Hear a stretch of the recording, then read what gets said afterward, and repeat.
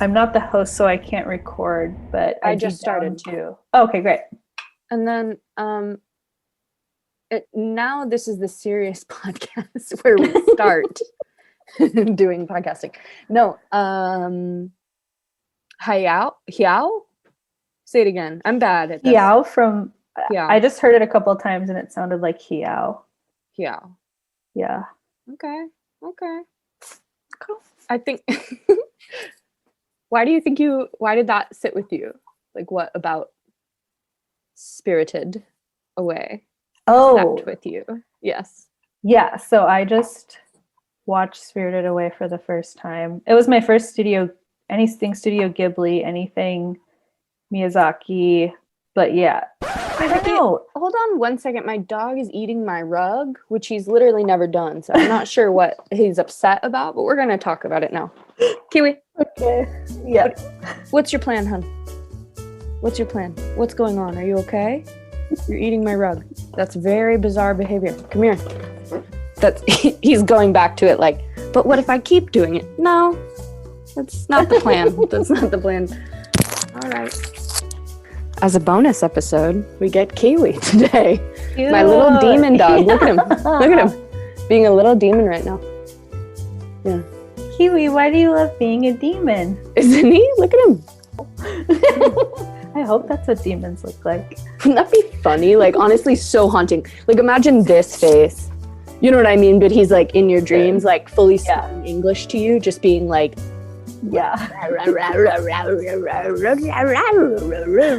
demon sounds like.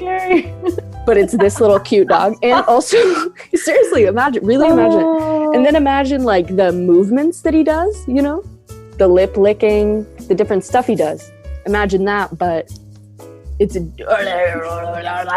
you know, full Satan. Just chewing on you. Full Beelzebub. Yeah. Full Beelzebub.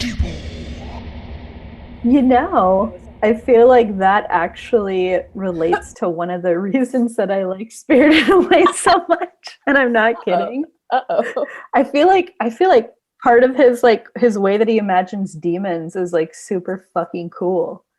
You know, it's like a bunch of those cute characters were like supposed to be demons, and it's like they can be like good or bad. But I just like the really like original fucking art that he made, you know, like totally. That like specifically that like bathhouse, like the world it lives in and everybody that works there and stuff. Like I feel like I've been around. I don't remember exactly the first time it was, but I remember like being in a conversation of like screenplay writers or like, you know, just people that like wrote movies and stuff. And the one guy was like talking about how some movie he was writing and how like he took like each different part or whatever and just kind of changed it a little, like each different part, like from his life, like real instances that happened in his life and changing it a little, you know. Yeah, that's like how a lot of art is made. But it like blew my mind for some reason. Like I was never really like, why do you think it blew my mind? Yeah. I think I don't know. Like I thought like the rules of like being an artist was like you have to create something original. I love that you came at it right away. Like, I'm like, I can't just do what my life. That's not what we're doing, Viki. Right away, you're being very like, bringing dad energy to yourself with you know what I'm saying? Right away, you're like, well, that's not what we do. Oh, that's funny. I think I know what you mean. Like, but you're saying this was recently though, that someone said like, I mean, too recently, like it, I guess, like, you know, in my, like me in my learning how to read a regular clock. right. Yeah. Like it was like, it was all too late for me to learn that. Like, how would I still not like understood that yet? But listen, we all have our own. Listen, we do. Yep. Do you have a memory of like being made fun of from like not knowing how something went or like was supposed to be done until like you found out it was supposed to be different because somebody was making fun of you for it? Well, like you're close in age with your sister, right? Like she's I'm 5 years younger. You're 5 years younger. Oh, right. Yeah. Okay. Just forgot that. Sorry. I'm 12 years younger than my sister. Oh my God. I did not know that. Oh, yeah. I feel like we talked about it at one point because I remember thinking, oh, actually, 5 years is more than I thought for you because you have a Yeah. sense of like carrying yourself as someone who like had a sibling, but like not a sibling that totally terrorized you. You know what I mean? Or did she? I don't know. But my sister, Sarah, is 12 years older than me. So she did a lot of caretaking of me, which isn't great, of course, but also, you know, because she was what, like 16? Like, that's not, Right. wasn't really her bag. She's 16 years old in the 90s. Like, you're not trying to take care of a sad, bizarre little child. You know what I mean? That's not your bag, really. You're trying to have a kiwi strawberry Snapple and take your Geostorm. Do you know what I'm saying? You're trying to go somewhere else. You're not my God. You're not trying to take care of a Shelby. So, dude, me too, though. Me too. Me too. kIwI Snapple. Yes. Oh, God, I would kill for one. Yeah. Not kill, but don't you think you'd do something kind of bad for one? For like a Snapple? If someone just gave me a Snapple right now, it's like, I'd really freak out if someone brought me a Snapple. Wow, I'm just thinking of all these instances where like embarrassment is what taught me something now, even Snapple. What a terrible hole to go down. Oh my God, this is the embarrassment hole. I mean, it's fantastic. Like thinking back on it, it's fucking hilarious, but holy shit. Yeah. I remember like when I was gardening and working for these super fucking rich people. And they lived on a golf course, or rather like in an estate that also had a golf course in it. That's a better way of putting it. Ugh, I know too well. Yeah. Describing. And so my mom and I were their like groundskeepers, and we went to like, there's like a little bathroom area that also has like a little like snack shop like on the golf course. Yes. And it's like, you know, on the way of like where we worked. And so like we forgot like water and drinks or something, or it was a long day or something, but we were just like, oh, let's just go fucking get a Snapple or something, you know, on our way out. Yeah. And like we got there, and first of all, the Snapples were like, I want to say $6. Oh, for yikes. one Snapple, or like something like $10, just something super ridiculous. And with inflation, think what they would cost now. The same price Snapple today. Dude, aren't Snapples like $1? I think that's the thing with Snapple. Like forever, they're just $1. Right? They're not subject to inflation. Right. They've been deposited here by an alien force. Yeah. We were like, okay, like I guess we're just gonna buy this fucking $6 Snapple. And then the dude was like, okay, what's your member number? And your member number is just your address? Yeah. And because like, yeah, it's like a private residence or whatever. So you don't have to like carry cash on you and stuff. So it's just like, I learned that was a thing and like never went back there. Yeah. Isn't it weird how being more rich means you don't need to carry cash? Yeah. like you just don't have to worry about money. Like they believe you. They just believe it to your fucking, they just believe to your house number. You could have just been like 3447. And they would have called on their walkies and been like, the dirty people just tried to charge. Oh my God. We have a 3447 here at the Snack Shack. Dirty people just left. Exactly. Somebody followed them out. Yeah. So one of the workers tried to rest today on our grounds. I know too well what you mean with that Snack Shack situation. And that's an overpriced Snapple, I tell you what. Even for a rich person. Yeah. Even a rich that's person. A lot. $6. That's halfway to a Minnesota minimum wage here. And you know what I mean? We're only up to $13 or something. Dude. It's too much for a Snapple. The other time, the original embarrassment memory that I had was not knowing how to spell cum correctly, as in like an orgasm. Yeah. Like, I just spelt it the normal old way. And they were like, Like, you don't know. I don't even remember why we were writing "come" down, but like Right. in study hall one time, That's the real question. Victoria. we were just writing fanfics or something. But yeah, no, yeah. So I learned real quick. I feel like recently CUM is how it's spelled. Yeah. It's I think I had kind of an opposite embarrassment where I was using the word CUM just for like AOL speak. And I think like a boy I was talking to, you know, because I was trying to get fingered, you know, trying to get fingered, right? I was on our quest, our shared childhood quest. Get laid. Trying to get it in. Like fucking, and I think he was like, this is the opposite embarrassment, I think, like the inverse embarrassment. I think he was like, could you please stop spelling "come" that way?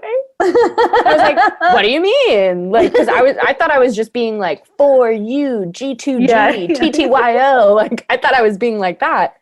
Just leaving out one of the letters, saving time the way that it didn't save time. Just saving time. I just thought I was being efficient linguistically, and I thought he would be impressed by that because that's what I bring to the table in terms of. He wasn't. Fuck him. Honestly, fuck right off. If you're not impressed with my linguistic antics, frankly, it's cool now. Classic case of it's cool now. Classic case of it's cool. That's a good point, Victoria. Damn, that is a good point. It is cool now. It's cool now. Cool to come. Cool. KEWL. Oh my god. Number 2. CUM.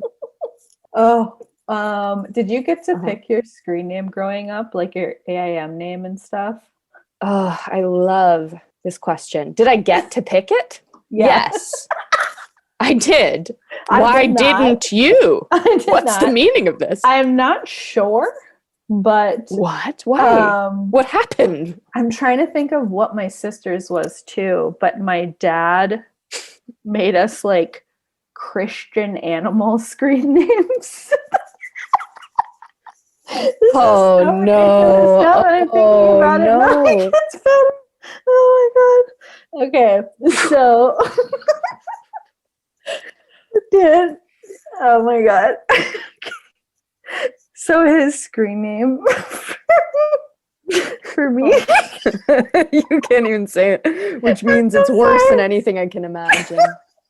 Okay, guess. You have to guess. Yeah. Okay, well, I'm going on the lines of like teach man to fish and like lamb lays with a Z, like LAZW. Lion, like you know what I mean, like lamb, like the lamb, and then God, like and it's one letter big, one letter small, one letter big, one letter small. Oh my god, now I know if I ever have kids what their screen names will be, but no. Are you fucking joking me? They would have downloaded your consciousness onto their fucking thumb. They already got it. Yeah. They already got it. If you are already having this stuff, if you think you're going to be able to out technology your children, although with you, maybe you could be actually, but that's some bravado though. That's some swagger on your part that you really believe you're going to be able to out technology your children.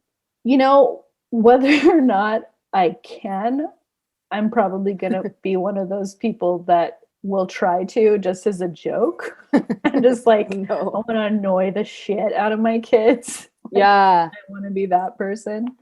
Just troll them. It's important to troll them. So hopefully my dad was trolling me, but he definitely wasn't. He gave me this screen name, his Froggy. What the fuck is Froggy? I liked frogs when I was growing up. His like capital like God's frog. Froggy. What did he think? He thought God. Did he think he was like casting a spell? Like I don't understand how. I think it must have been something like that. Yeah, I don't know. He thought that by saying that. Wow, this is layered. This is layered. Yeah, the best part is I didn't like really realize also how messed up that was until much later, or just like fucking weird. How Till is I it think messed up to you?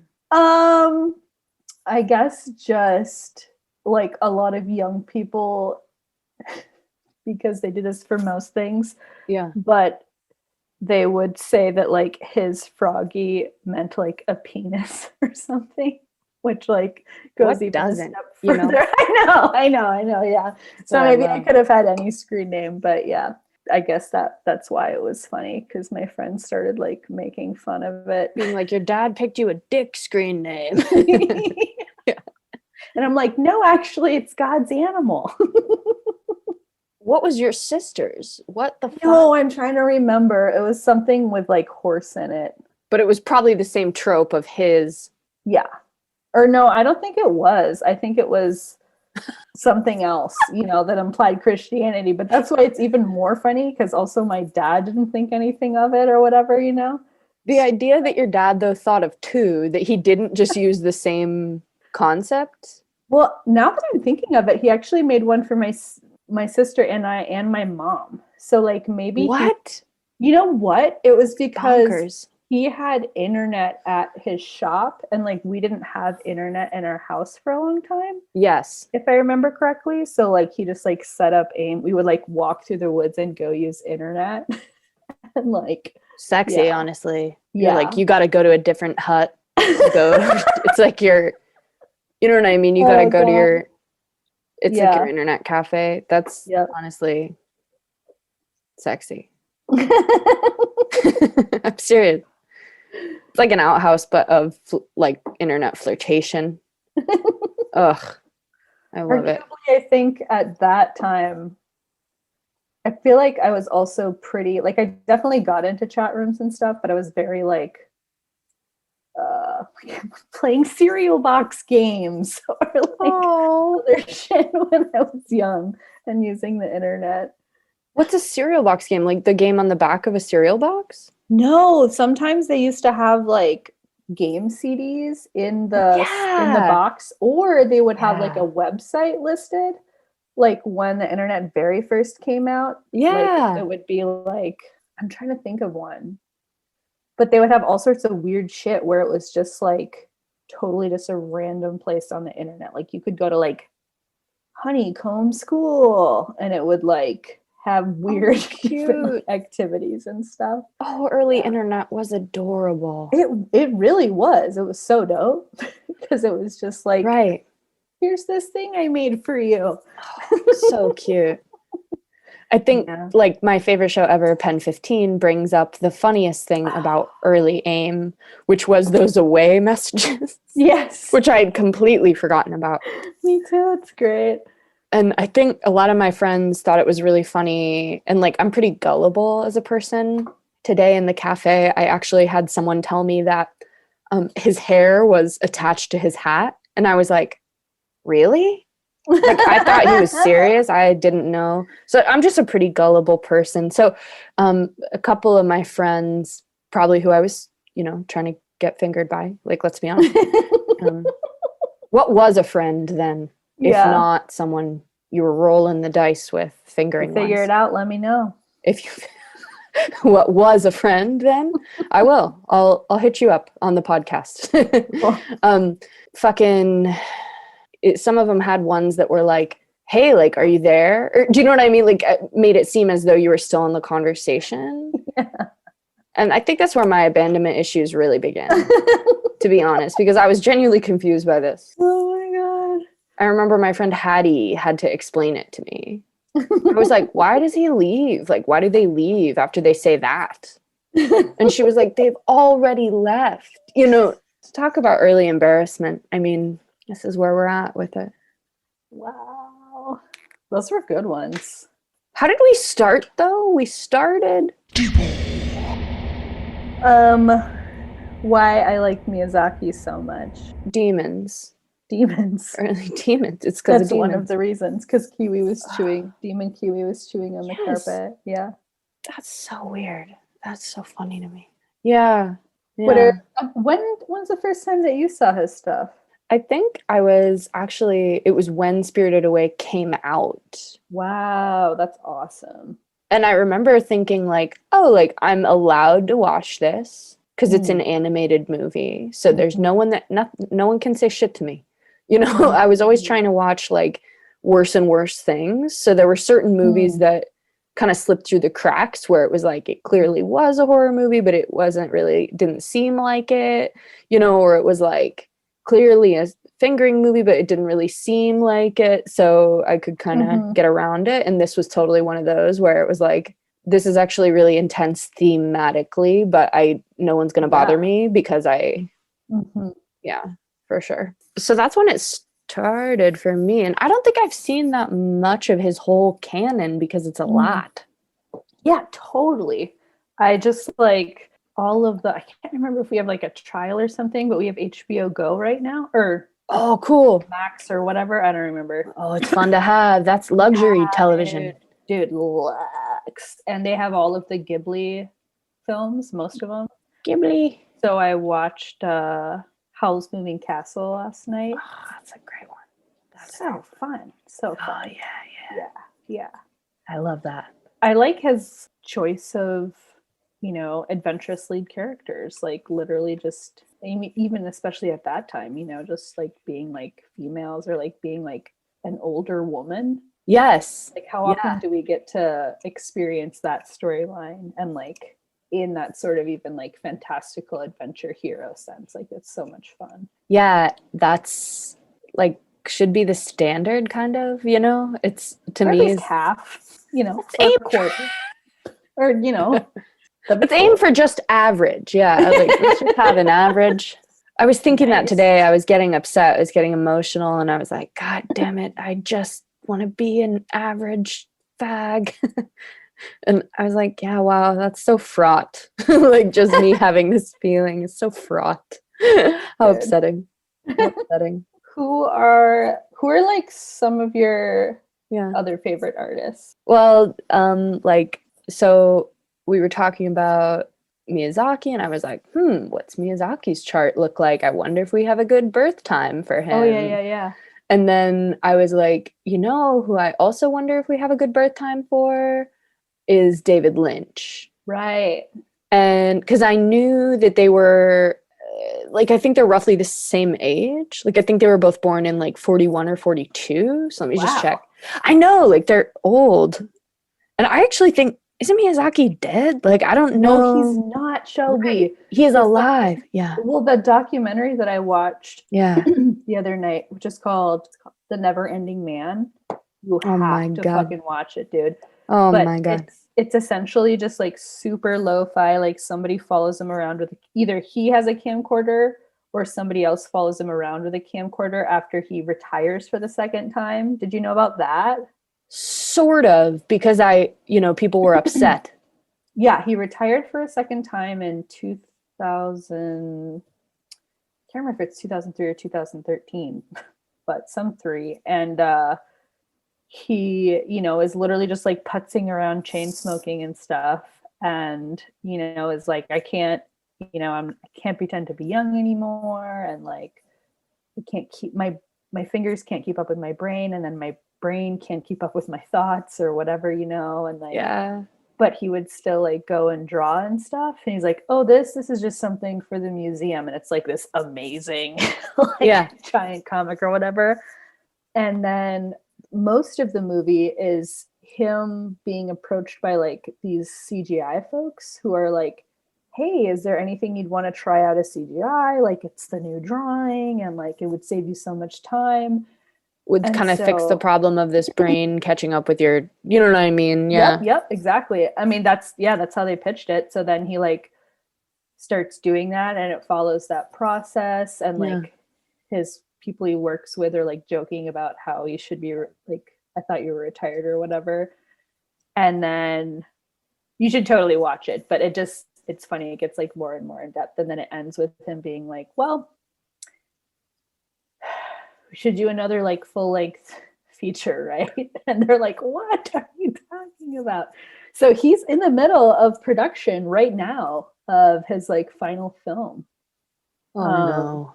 Yeah, I know. he's been on it for a couple years, but yeah, he even said in it that like even if he dies like in the middle of it, at least he's like doing what he wants to do.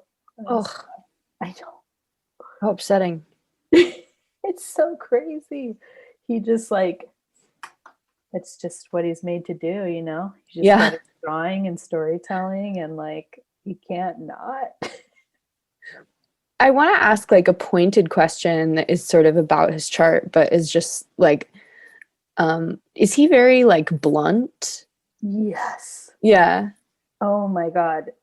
Yes and no, but mostly yes. Like there's this one great moment where it's like while the studio is still running and there's a shot of him. So it's just lines and lines of desks and there are all these different animators, you know, doing stuff.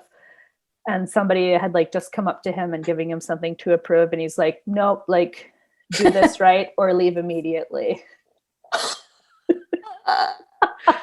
Seriously, do this right or leave immediately. Honestly, I would be delighted to receive such an instruction. Like it's extremely clear. Like that's that my friend who like we have a love of David Lynch together. Chelsea is listening. She listens to the podcast. Thank you, Chelsea. Hi, Chelsea. It's like fucking we have a love of David Lynch together. It's like a very deep, we're very like devoted to him. And the meme we love and send back and forth is this a screen grab of him on set just on a megaphone saying, let's do that again, but this time good. Very good. Oh, that's great. Yeah, always makes me laugh because like, yeah, do it again, but do it good. Like you did it bad. Do it good. Please. And I think because we were both, you know, like went to college for acting, we're both like trained as actors. It's like you seriously get so much fucking vague direction from people who think that they're being so brilliant that it's I would love for someone to just say something non-specific but challenging to me. Like, you know, blunt. I want to know what you thought of it, and I want to know the direct. Like, people get so vague and weird about like it needs to be more like, and they think they're being so helpful. So then you have to not only take the note, but you have to affirm that they've been helpful. What a waste of fucking creative energy when I could be doing what I'm trained to do, what I'm supposedly good at, which is like acting, right? I don't know. With the drawing, like if either do it correctly, you know, or leave immediately. I love that. Yeah. It's funny with like artistic stuff, especially, or like expression and stuff, you know, that it's like, it's not like math where it's like, nope, you got this wrong.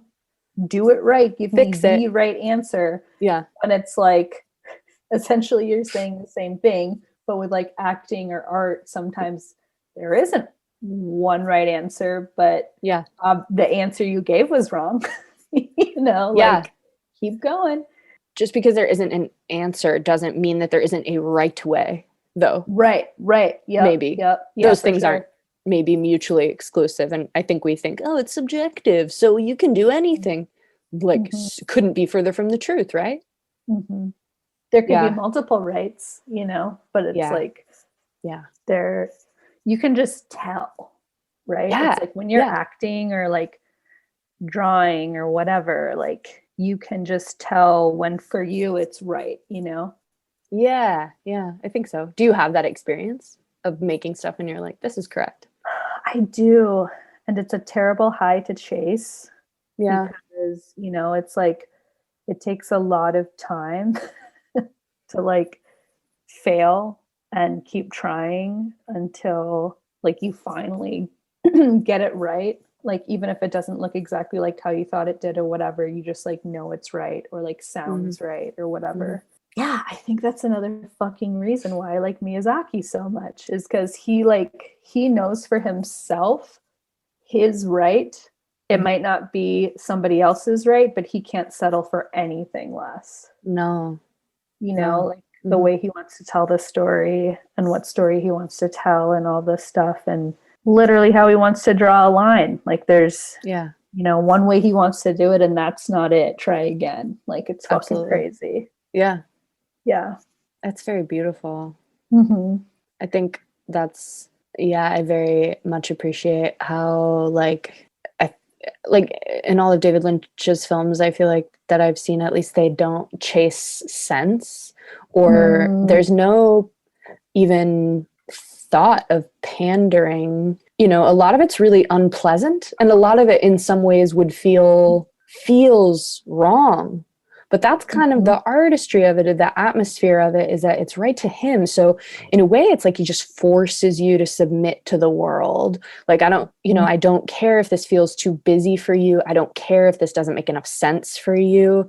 Just trust me and just go with this. And you know what I mean? It's like, just, and he doesn't really spend any time convincing you to trust him, which I also really respect that, of like, he just has his values and has his, which I think are actually really good too. Like, the joke for me is that he's a member of like the feminist boys club, of like, he's making movies with a lot of like white dude knight type figures in them. But then the theme of the film, or the underlying narrative of it, is like women's liberation. So, and like the whole thing is like, these people suck and are evil or something. So it is like, I like that. And I feel like he is very insistent. And I appreciate that about both of them. Like, because Miyazaki is very hard to watch at times, just in the sense of there's so much visual splendor, kind of, it's all around. Can be exhausting, I guess, is what I mean. There's like a lot in it. Definitely. And specifically in Spirited Away, it's like, there are overwhelming shots of splendor, and then there are also just like very simple, you know, like specifically nature shots with like hardly any markings in it. And it's just like so fucking cool. It's interesting. I haven't watched a ton of David Lynch movies, but I feel like what you were just describing about kind of like unapologetically like making something happen in a way, or putting something in this world unapologetically, and like, it just works, it, you know, and you don't have to address it or whatever. It's almost like he does it in a way that's crafted so well that it's not clownish, and that, to me at least, it more relates to like when you experience those moments in real life. So it's like, there are things that happen to me, or uncomfortable or whatever, and I can't explain them at all, right? Like, that's literally the way the world works. But then sometimes you just like never figured out why it was that way, or whatever. There's to both of them, there's kind of like, I guess I would call it uncanniness. For some reason it's recognizable, but we don't quite know why. I wonder what that word means, actually. I wonder if that's the word I mean. I kind of want to look it up right now. It's interesting too, because like in that documentary, again, the short that he was making, so it's a short that like follows a caterpillar being born, essentially. And so this caterpillar like pops out of an egg and is on this branch, and like is looking around and stuff, and you just keep seeing that, and he gets stuck on like, no, that's not what it's supposed to be. Like, no, it's not what it's supposed to be. This like caterpillar opening up to like an empty world and stuff. And then he's like, he's alone. You have to make the night as night fish. So then it's like the caterpillar wakes up, and there are all these like magical night fish floating around, but like probably just represent it being dark and it being the night. But like, that's how he represents that. And it's like, dang, dog, like, that's some freedom too, you know. Like, that's freedom to being able to think that way and stuff too. Like, I have it's so much fun. And like, he probably got there like by just exploring whatever that thought a lot. I don't know, it's just crazy. What an artist. Truly, the thing we're describing, this thing of like, they both kind of get there, you know what I mean? Like, do it again, but this time good. And like for some reason this makes sense now, that there are these like, you know, mystical like night creatures in it. This describes very well, they both have a very similar aspect in their charts, which is they have the sun conjunct Mercury in Capricorn. So they both have what? I said, go on. Say more about that. I thought it was really bizarre that they both had the Sun and Mercury they're separated by a similar number of degrees too. Like I think it's for Miyazaki it's 4, and for Lynch it's 3. It looks like 3 for fewer than 3, yeah, and fewer than 4 actually too, because it's like 3.5. So it's and they're at different locations in their chart, but Capricorn is like very extremely goal oriented, like to a fault, and it's ruled by Saturn, which is the planet of like restriction and structure and rules and boundaries. So it's almost like and then Mercury is communication. Cool. Yeah, it's really cool. And Mercury's communication and like the idea of the lens. So film, like that's to me a shoe-in for film and photography and things like that. And then Mercury is also the idea of communication and language and like relaying ideas, because it's like the messenger. So it's like flitting back and forth from consciousness to consciousness kind of. And then the Sun is that like the intellect. So they have this conveying their intellect. But the way that they're doing it is in a Capricorn way. Like if we think of it as a verb, they're Capricorning these two. They're Capricorning their own intellects, and they're being like, that's not right, versus that's it. You know, and so they're both doing that exceptionally well. And everyone thinks of them both as like geniuses in a way. Like there aren't people who are, neither of them are people for whom they're very polarizing, really, right? Like I think most people are like, wow, they're both really amazing, even if you're not like particularly fond of it, you're like pretty impressed, like you're an artist. No one's like like I think like I'm thinking of other just more like who are filmmakers who are like more polarizing than that. Like I guess I'm thinking of like some of Harmony Korine's stuff people have been, which I really like a lot of, actually like I think people are the Safdie brothers. Oh, who are they now? They did what did they do? Yeah, they did most recently Uncut Gems. Right. Like have you seen that? No. I feel like I should, right? Yeah. Have you seen Good Time? No, I haven't seen Good Time either. You gotta watch those, and we should talk about them, because like I'd be very interested in your take on it. Oh yeah. I'd love to watch it. That sounds I'll do that. Yeah. But I feel like a lot of people's experience of like Uncut Gems specifically, like a lot of people were literally just uncomfortable the whole time. And like that's the point. But I personally like dig it like a lot. Oh yeah. And so I feel like people either hate their style or really, really like it. Right. I think like there's a sense too, I think sometimes people get up in arms about work like Uncut Gems, and they're like, that's not art. Or like a lot of the really trash movies that I enjoy, or the very gory films that I enjoy, some of that type of thing, people go like, oh, that's not film, that's garbage, or that's smut, that's not film, this is trash. Like no one's saying that about Howl's Moving Castle. Everyone's like, this is artwork. No one's saying that about like Mulholland Drive. They're like, I don't think I understand what happened, but wow. Like they're like, wow. Yeah, totally. Yeah, for sure. And I that's very Capricorn, is like respect. Capricorn, like the reputation is very Capricorn, because it's Saturn. Saturn's like your place in society to some extent too, like because it's the boundaries of society. So it's like how you follow the rules, kind of.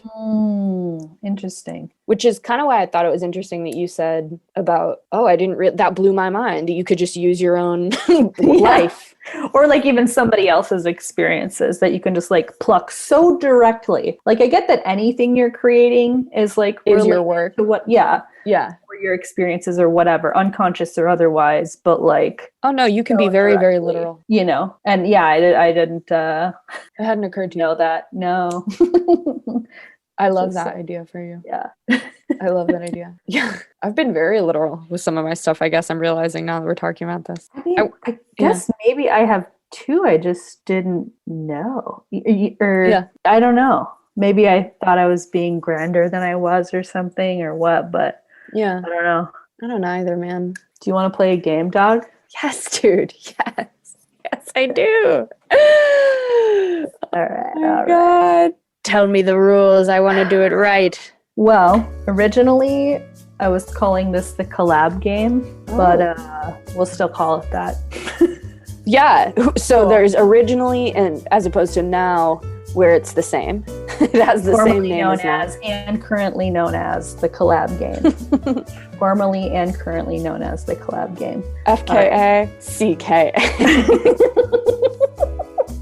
So I have 2 different sets for you, but I'm going to read and shout out Evan because I think he originally played this game with me when we were like in line somewhere, and I was like, this is great.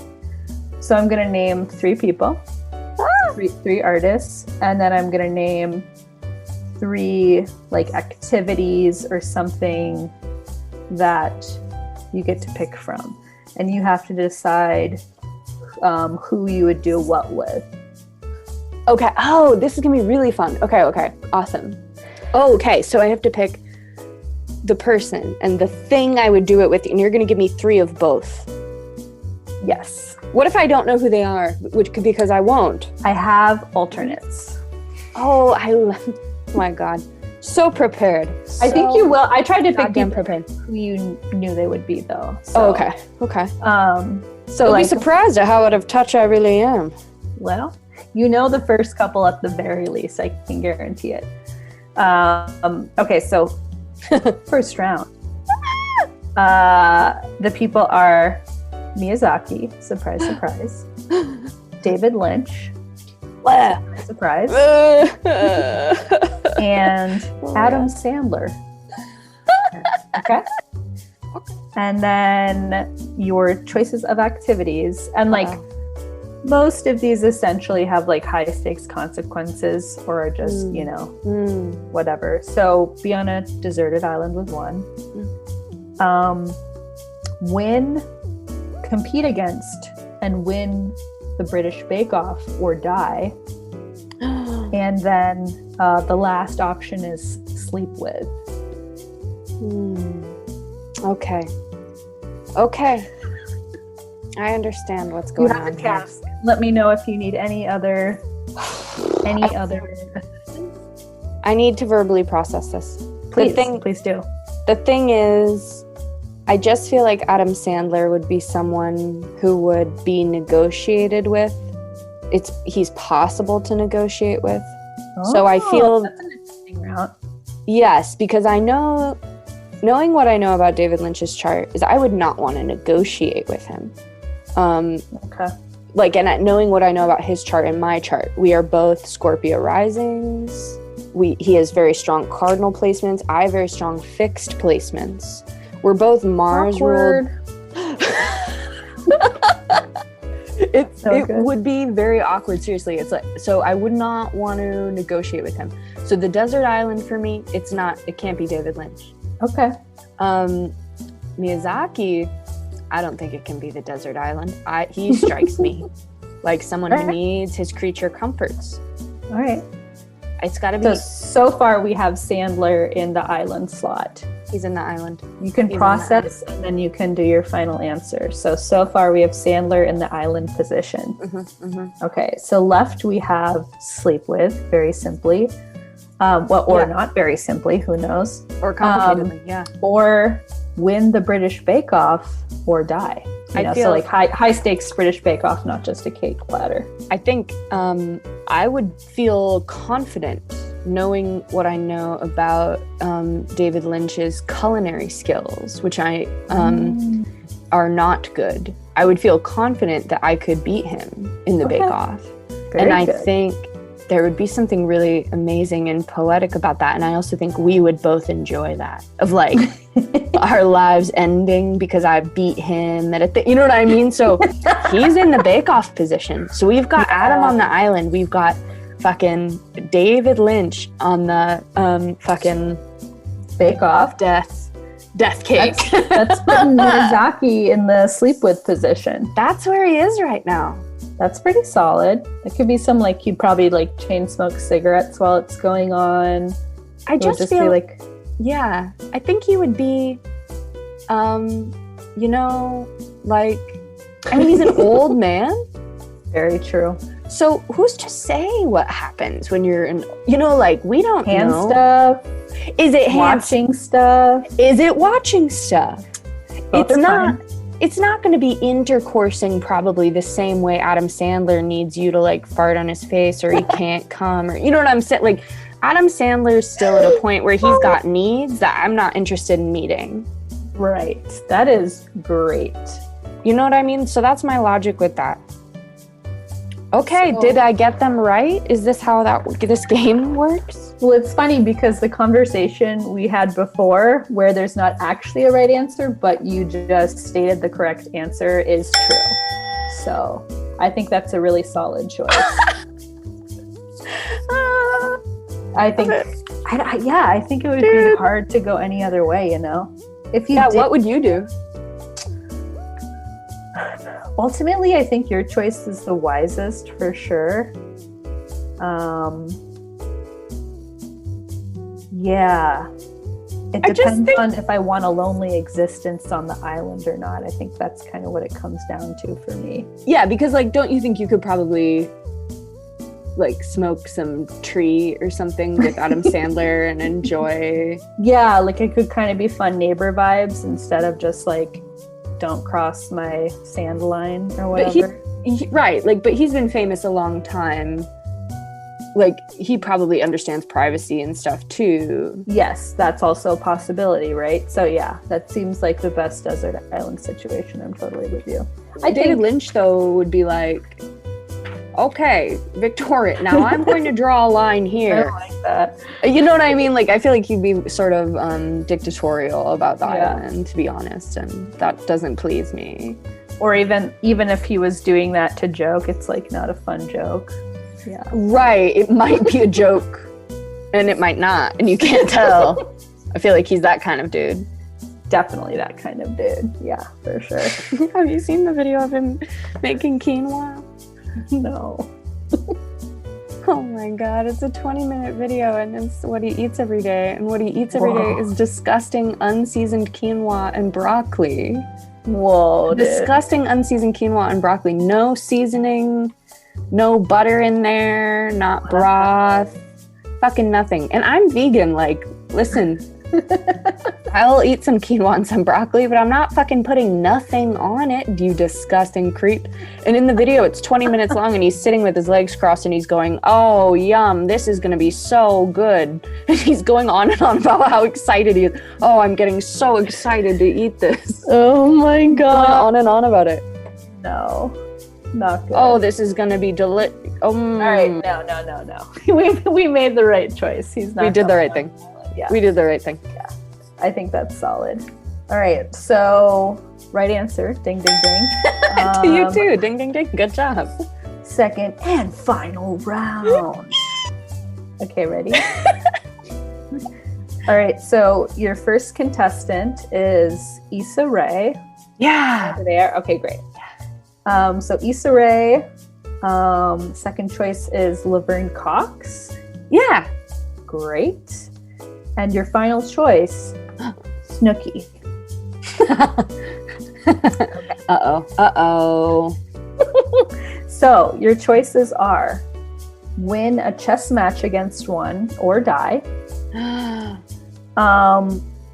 land an airplane in an emergency, like co-pilot style, or compete against being alone and win or die. Or die.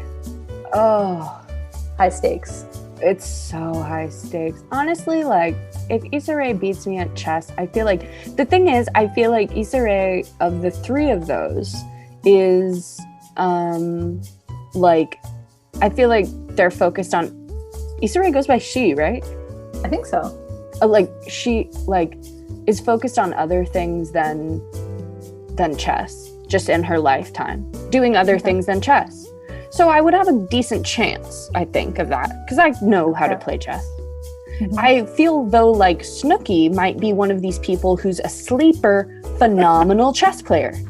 That checks out. Right? And kind of Laverne Cox too, like maybe really good at chess and kind of keeps that hidden. So, you know. So right now we have Issa Rae in the chess match position. or die position. Okay. Which I don't love the or die aspect of it. Well, it's high stakes. It's high stakes. stakes. Changes your answer, because if it wasn't high stakes, wouldn't your answer be different? Maybe. I think so, but I also feel like if I have to die because I lost chess to Issa Rae, like fine. Honestly, there you go. Cool. I think you know what I that's a mean? good reason. Absolutely. Kind of NBD for me, frankly. Absolutely. That's pretty good. Like I feel like she'll, you know, that's going to be a great in terms of a life exchange. I'm cool with it. To be totally honest, I'm good with it. So there's that. How's that? Great way to go. It's a great way to go. It's a great way to go. You know, I think that's great. I died so that Issa Rae can live and continue making hilarious shows, and you know, so fine, no big deal. Like if it was, you know, a chess match against Trump, that'd probably be different, right? Like you don't like I'd really want losing a chess match to Trump. Completely different. No, it's like compounding the harm, and you know what I mean. So, stressful. All right, the alone situation. That's a little bit where I'm stuck, because I actually think I would probably beat them both. So really what you're asking me is, would I rather have Snookie die or Laverne Cox die? You don't necessarily have to die, but you do for sure. If you lose, that's just how the game works. High stakes, but you don't really have to feel bad. And remind me of the third thing again, actually. Land an airplane in an emergency situation. So you have to work together to land this airplane full of people. I think I have to put Laverne Cox in that position, because I trust the decision making there. Mm-hmm. I feel the executive functions are at an all-time high. I trust that decision making as opposed to the decision making of Snookie, which I feel like I would win on Alone. I really feel like I would beat Snookie on Alone. But maybe I think I would beat Snookie on Alone. Like, I just do. That's a great answer. So we have a chess match is Issa Rae. Yeah. These aren't my final answers, though. I want to we're just reviewing. Okay. Yep. Chess match, Issa Rae. Win alone against Snookie, and land an airplane with Laverne Cox. I'm set on the airplane.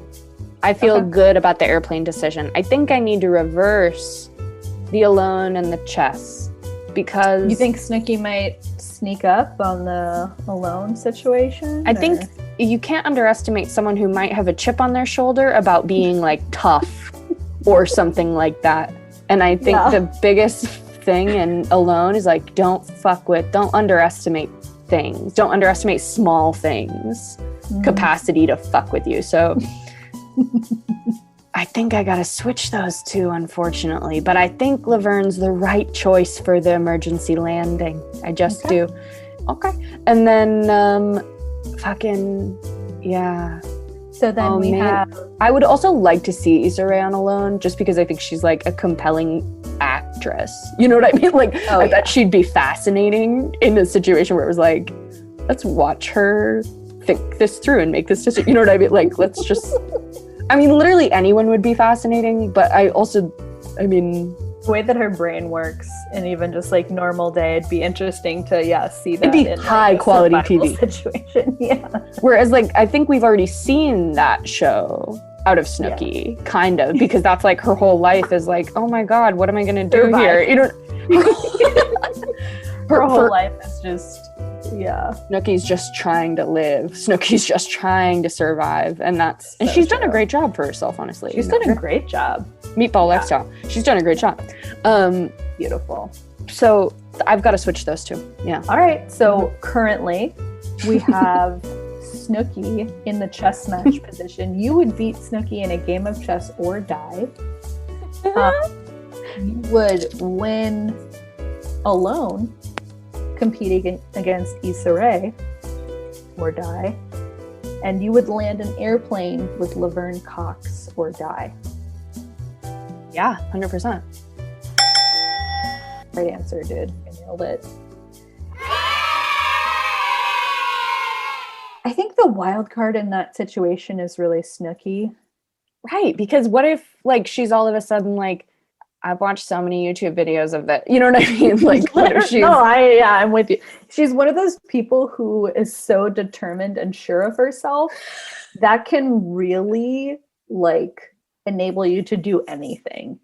Actually, yeah, like in society though, not necessarily in a non-society situation, like alone, like survival.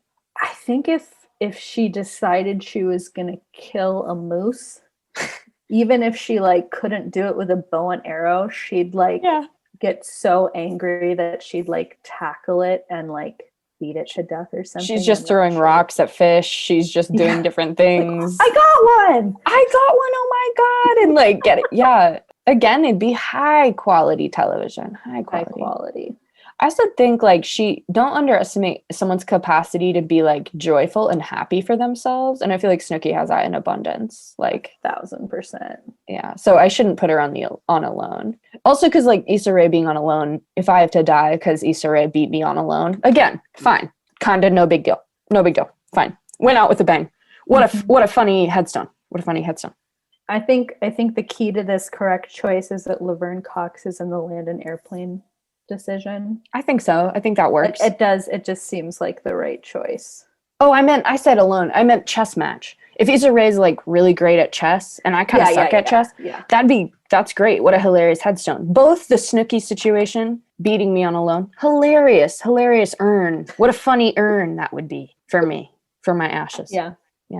Lost to Snookie. And it's Snookie like pointing at me and laughing. Like, I don't know what it would be, but it'd be really funny. Bottle of vodka. It's my ashes just at the bottom of a bottle of like shitty vodka. I love it. Lost to Snookie and Sharpie. Exactly. Very good. Yeah, let's keep these notes. These are good. Yeah, dog. Before we wrap up here, I just wanted to let you know and let everyone listening know that I've been perusing like freecycle.com or something. You heard of that? I at one point used my best friend Chelsea's name to sign up for FreeCycle. So it was just saying to me like, hey Chelsea, for like 3 years. It was like, hey Chelsea, someone's getting rid of their typewriter parts. Hey Chelsea, there's 5 pieces of Teflon plastic or whatever the fuck was like. Okay, so you are very aware of this give me the goods. FreeCycle. I'm like trying to find it right now. I took a screenshot. Here we go. All right. Oh no. Okay, I'll show you the image. What? I'm sorry. So, what? Is it Spider-Man? Offer. Can of silly string. Description. In parentheses. Feels to be. Ew. Out of parentheses. Almost full can of silly string. Came with a Spider-Man web shooter. Sprayed a little in the garbage can. Worked fine. So yeah, all those have been coming into my inbox lately. Victoria, seems to work, feels to be mostly full. This person is really walking us through the sensory experience that they're having. And you could have it too. That's what they're saying. For free. You just got to drive to Blaine for a partially full can of silly string. Oh, now we got to drive to Blaine for the podcast? Oh God! Oh my God! I wish that didn't terrify me and we could do that, but that scares you. I mean, I think more just like Corona than anything. I don't know. Yes, we can't due to COVID. We're not to have fun. We're not to have fun. I want to share with you an image that I also culled from my lifestyle for the podcast, which perhaps is a bit dated given that it was from last night, but I shall share it. Nevertheless, this is my favorite thing about Twitter, which is this little trending in United States. Lil Wayne. Oh my God. President Trump expected to pardon Lil Wayne. Just underneath that, celebrities Gwyneth Paltrow. Gwyneth Paltrow's vagina candle reportedly explodes in UK woman's home.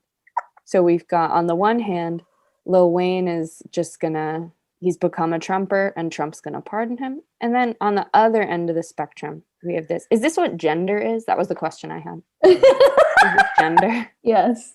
This is gender. Yep. That's the boy and that's the girl. Yes. This is the boy. Yep. And this is the girl. Okay. I just thought I'd run that by you. Cool. Thanks for clearing that up. What a fun game. Thank you for playing that game with me. Yeah. I'm glad you liked it. It's a good time waster. Yeah.